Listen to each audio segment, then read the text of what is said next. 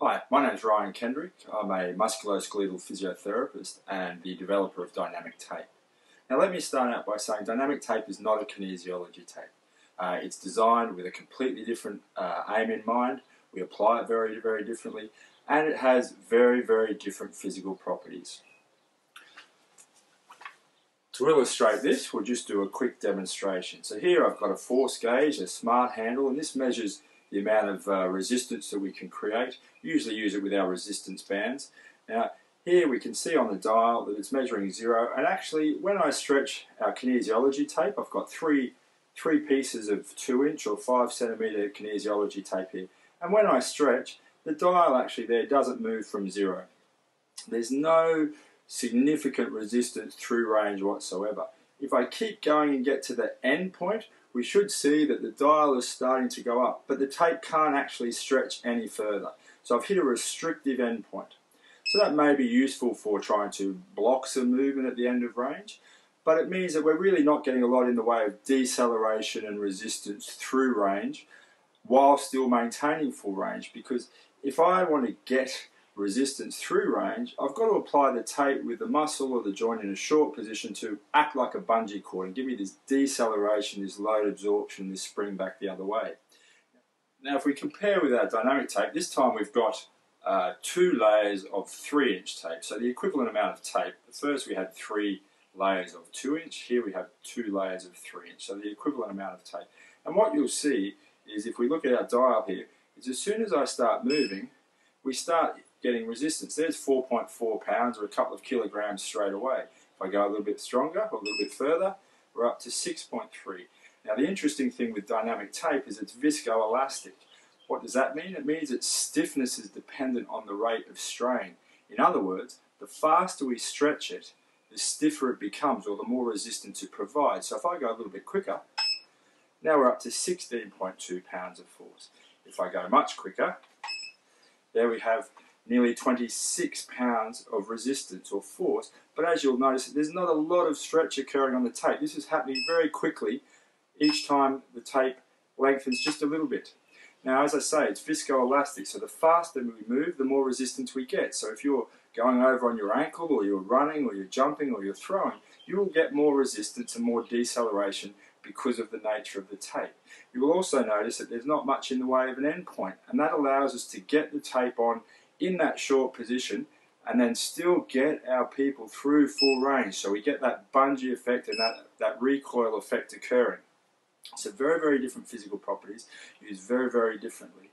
Now let's give you a little bit of a benchmark to compare against. So here we've got a resistance band in here. In this case, the blue in this particular product is the extra firm level.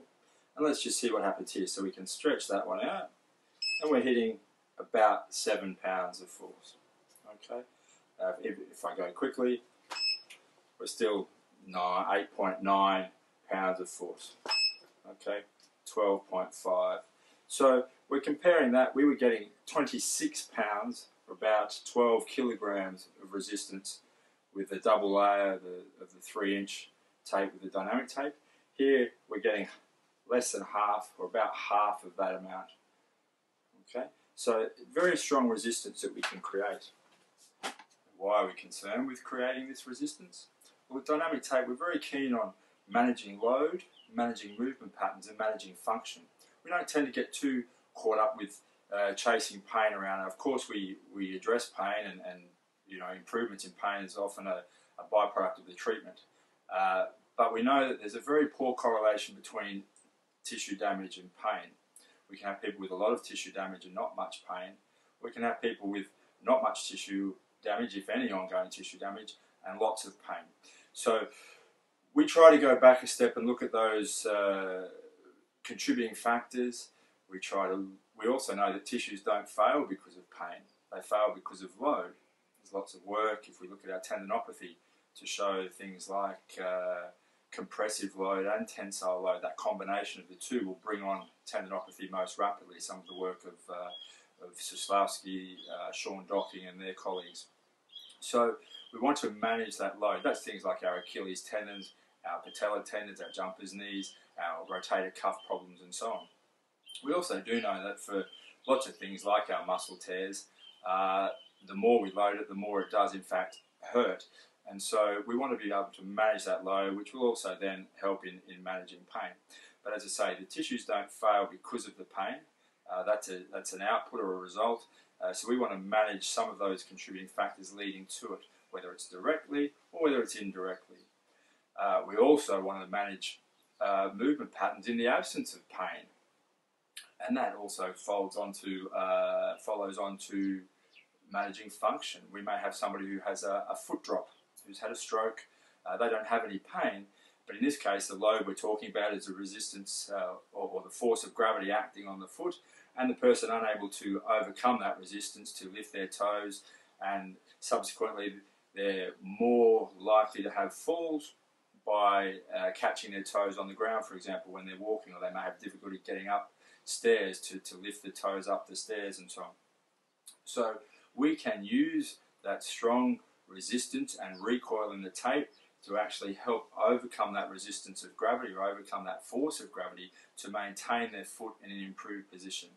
And we see this immediately when we apply the tape. We'll get a 20-30 degree improvement in their range of motion or in their resting position immediately, and consequently we see changes in their gait speed, in the angles of their feet and so on when they're walking, and a reduction therefore in risk of falls. So we're very much looking at managing load, managing movement patterns, managing function. We also know that movement patterns change in the presence of pain. If we take people with low back pain, for example, they may get an episode of back pain. They may be told by well-meaning people, look, you mustn't bend your back, you've got to keep your back in neutral because that's going to hurt your back if you bend your back. Now, backs are made to bend, but what happens is these people then adapt or adopt these maladaptive strategies. People adopt compensation strategies, and that can result in problems in themselves. We get this muscle guarding and muscle splinting, which can then sensitize structures, which then actually become the ongoing source of the pain, if you like, or ongoing drivers of that pain experience.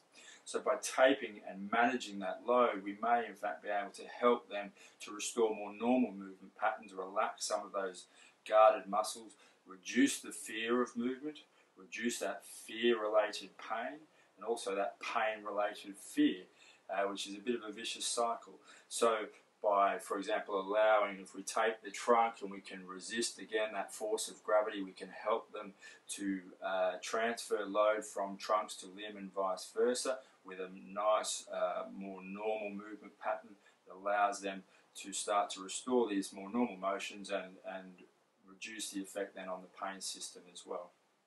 So there's many ways that we can do that. We also know that locking things up generally, or if we go the other way, movement is the way that we generally dissipate load. So if we lock things up, as is the case with our rigid athletic tapes, then we reduce the capacity to dissipate load at that part of the body or that motion segment. So if we lock up somebody's ankle with their sprained ankle, we might restrict their range of motion at least for a little while, but then they can't use their ankle strategy for their balance, which is very the primary way in which we maintain our balance, but also they can't accommodate to the ground surface as well. They can't have small, fine movements to dissipate load, and that load, those ground reaction forces, have to go somewhere else, so they're shunted to other parts of the body, which may potentially lead to a change in forces there and possibly increased risk of injury somewhere else. So by having the dynamic tape, we're basically putting something on the body externally which can provide some of the deceleration, some of the load absorption without locking up. So we still have that capacity to dissipate load through movement. We still have the capacity to maintain balance and things like that. But we're doing some of the work externally, which reduces the demand or the workload requirements on the intrinsic aspects or on the body, structures of the body itself. In really simple terms, it's like basic physics really. If I have my arm here and I want to lower it down, gravity is applying a certain amount of force on my arm that I must resist to control that movement. Now, in the absence of any tape, my muscle has to do 100% of the work. But if I have this strong recoil and resistance of the tape, as we just saw there, some 15 kilograms or so, 26 pounds, then that resistance by the tape is providing some of the work or resisting that motion and therefore my muscle doesn't have to do 100% of the work anymore. It only has to do a reduced amount, so we take some load off. We also use that very strong recoil to create a compressive force, and that can help augment our force closure and enhance our stability that way at an articular level. And we discuss some of these things in our videos on this website and also obviously in our workshop.